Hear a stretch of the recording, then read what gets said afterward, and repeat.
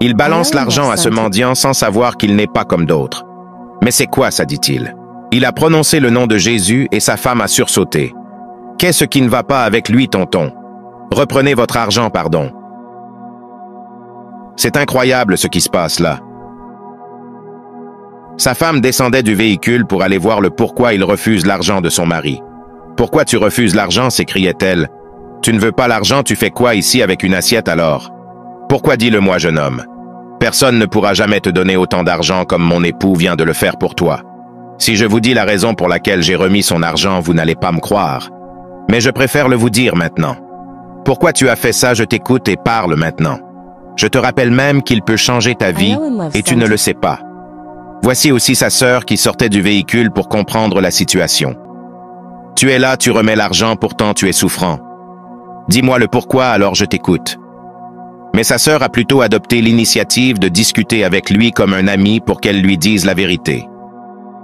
Je sais pourquoi je ne veux pas prendre cet argent et je suis vraiment désolé. J'ai même dit cela à votre grande sœur, mais elle ne fait que blâmer et me reprocher. Oui, moi je te le reproche parce qu'il s'agit de mon mari. C'est votre mari? Oui, pourquoi? Il n'est pas comme vous le pensiez. Quoi? Je ne sais pas pourquoi, mais quelque chose me dit que vous ne connaissez pas qui est votre mari et d'où provient son argent. Dites-moi maintenant ce qu'il fait dans la vie, votre mari, pour avoir autant d'argent. Elle ne connaissait pas. C'est incroyable. Je sais qu'il se débrouille dans la vie et il fait tout ce qu'il voit. Elle ne connaît même pas la profession de son mari, vous imaginez ça, les amis? Arrête de parler, tu ne connais pas. Tu n'as pas répondu à ma question. Donc tu veux me dire que tu t'es marié à une personne dont tu ne connais même pas la provenance de son argent? Quel genre de femme es-tu, comme ça dit le moi? Je sais que vous n'avez pas encore d'enfant, ça fait 4 ans, si je mens, confirme-le moi. Non, non, vous ne mentez pas, c'est de la vérité. Voilà qu'elle n'était plus agressive parce que ce que le mendiant lui disait commençait à devenir pertinent. Je sais seulement qu'il m'a interdit d'aller à l'église et qu'il sort 2 fois très tard chaque nuit pour aller travailler je ne sais où. Il me comble d'argent chaque jour et voilà pourquoi je ne m'étais jamais posé de questions sur sa vie privée. C'est incroyable. Comment peut-il se marier avec vous et subitement il vous interdit d'aller à l'église pour adorer votre Dieu? Comment ça? Je vous dis que votre mari que vous voyez n'est pas une bonne personne. Ce n'est pas une bonne personne, vous devez me croire. Et cette fille, c'est qui pour toi? C'est ma sœur, c'est ma sœur. D'accord, je vois. Si vous êtes encore en vie aujourd'hui, ce n'est pas par votre propre force, je vous le dis. C'est grâce à elle que tu es encore en vie jusqu'à ce jour. Elle prie pour toi et pour toute votre famille tous les jours sans relâche. Tu me comprends? Je sais qu'il vous a aussi interdit de prier parce que dans ce qu'il fait, on lui a dit de ne jamais avoir quelque chose avec les choses de Dieu, y compris vous-même, sa femme. Ce que j'aimerais que tu fasses maintenant, je n'aimerais pas que tu partes de chamailler avec ton mari. Non, ce n'est pas ce que je veux. Je veux juste te montrer quelque chose caché dans la vie de ton mari que tu aimes tant. Et si jamais tu ne prêtes pas attention à ce que je dis ou à ce que je vais t'ordonner de faire, tu le regretteras à jamais, sois-en sûr, crois-moi. Il veut que je prenne son argent pour que moi je tombe dans son piège de rituel et j'ai su cela depuis. Ce que tu dois faire maintenant est d'aller chercher un prophète notoire de la place pour qu'il puisse te délivrer et te dire comment tu dois faire face à ton mari. Maintenant partez d'ici et ne lui dites pas ce que nous avons causé ici, je vous en prie. Partez maintenant et faites comme j'ai dit, je vous en prie. Merci mon frère, nous avons compris ce que tu as dit. Puis elles sont allées monter dans le véhicule. C'est incroyable ce qui est en train de se passer là, les amis, je vous assure. Voilà qu'elles sont montées. Et il lui demandait ce que le mendiant était en train de dire. Pourquoi a-t-il refusé de prendre mon argent que je lui ai donné? Pourquoi il a refusé, dis-le-moi un peu, parce que je ne comprends rien et je suis bouleversé depuis. Il nous a rien dit du tout. Il nous disait seulement qu'il n'aime pas voir beaucoup d'argent comme ça et qu'il n'est pas habitué à recevoir ces sommes exorbitantes. Regarde toi-même comment il est souffrant là-bas et il fallait l'obliger de prendre l'argent pour aller se soigner et de changer de vie au moins. Mais bien sûr que j'ai tout fait pour qu'il prenne cet argent, mais il ne l'a pas voulu. Et je ne sais pourquoi comprends moi aussi bébé. Pardon bébé, partons d'ici, ce n'est pas obligé que tu lui donnes cet argent, partons d'ici, pardon. Dis-moi ce qu'il vous a dit là-bas, et n'essaie même pas de me mentir. Ce mendiant vous a dit quoi? Parle, je t'écoute maintenant ma petite. Qu'est-ce qu'il a dit? Mais sa sœur lui fit un signe discrètement de ne pas parler. Il n'a rien dit, tonton. Pourquoi vous avez alors duré là-bas comme ça? Grande sœur l'obligeait de prendre l'argent pour aller se soigner et de changer de vie, mais il ne faisait que refuser, puis il nous a chassés. Il ne veut pas l'argent et ce n'est pas obligé que nous lui donnons cet argent, allons-nous-en pardon seulement. On ne part nulle part, tu comprends?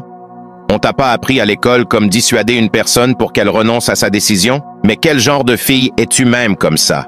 J'ai fait de mon mieux, tonton, et pourquoi vous ne faites que crier sur moi comme ça? C'est parce que je ne suis pas content de toi, ma petite. Moi-même, je vais aller le voir et lui parler. Puis, il est descendu de son véhicule pour aller lui-même en personne. Le mendiant avait raison, ton mari doit absolument remplir sa condition. C'est la première fois qu'il me parle comme ça, pourtant, il ne m'avait jamais haussé le ton auparavant. Tu as raison, ma sœur. Ce mendiant est vraiment un voyant, et ce n'est pas de la blague ce qu'il raconte. Oui, ma sœur, s'il a déjà parlé sur ta vie privée, c'est que c'est un voyant, et c'est de la vérité ce qu'il nous a dit. C'est toi qui doutes encore comme tu le regardes, il ressemble à un menteur? Hein? Dis-le-moi. Il faut aussi apprendre à savoir discerner les choses. Tu es là, tu ne connais même pas ce que ton propre mari fait dans la vie, pourtant vous vivez sur le même toit. Je n'ai jamais dit qu'il ne dit pas la vérité, mais mon problème est de savoir comment il a fait pour connaître tout ce qui se passe dans ma vie et dans notre famille. Je propose plutôt que nous prenons son argent et nous le gardons pour régler nos besoins à nous deux. Pardon-moi, je n'aime pas le gros cœur et je ne veux pas prendre des risques.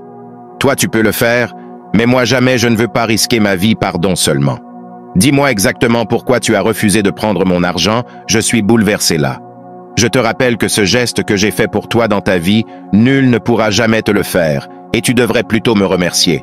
Tu es un mendiant, et ça se voit que tu souffres, et que tu ne vas pas bien. Dis-moi maintenant pourquoi tu as refusé l'argent, je t'écoute. Il est vrai qu'on ne se connaît pas, et qu'on n'a aucun problème mutuellement. Je ne veux pas de cet argent. Et vous savez le pourquoi je refuse votre argent, ne faites pas semblant, je connais très bien votre jeu. Si tu ne sais pas le pourquoi j'ai fait cela, je vais donc te le dire. Je vais te le dire. Toi-même, tu sais que ton argent n'est pas propre, ça c'est le numéro d'abord pour commencer. J'ai vu un autre visage de toi pendant que tu étais dans la voiture. Tu étais identique à un fantôme effrayant. Tu sais très bien de quoi je parle, mais tu ne veux pas passer aux aveux. Ce que tu fais là, on risque bientôt de te sacrifier là-bas un jour. Change maintenant comme je te parle. Je sais de quoi je te parle, et tu dois prendre cela au sérieux. Change avant qu'il ne se fasse trop tard pour toi. Lorsque tu m'as balancé cette liasse d'argent, une partie de mon esprit a réagi négativement envers toi. Je ne prendrai pas cet argent et tu ferais mieux de t'en aller d'ici maintenant très vite. J'ai compris. As-tu parlé de ce que nous sommes en train de parler à ma femme? L'as-tu dit quelque chose comme ça? Je ne suis pas obligé de répondre à tes questions et tu ferais mieux de t'en aller d'ici, pardon. Va-t'en d'ici maintenant, sinon je vais crier et on viendra t'arrêter. Je sais que je suis un mendiant et que je souffre, mais je ne prendrai pas ton argent. Voici la dernière fois que je te demande de t'en aller, sinon je vais crier ici et tu ne me reconnaîtras plus, je t'avertis. Va-t'en. D'accord, j'ai compris. Ma sœur, le voilà qui arrive. Elles se sont dispersées pour qu'ils ne suspectent rien entre eux deux. Y a pas de problème. Tu vas le regretter, je te le dis. Puis il est monté dans son véhicule tout déprimé pour s'en aller. Il regardait la sœur de sa femme, mais elle faisait plutôt comme si elle regardait ailleurs. Puis il a démarré pour partir.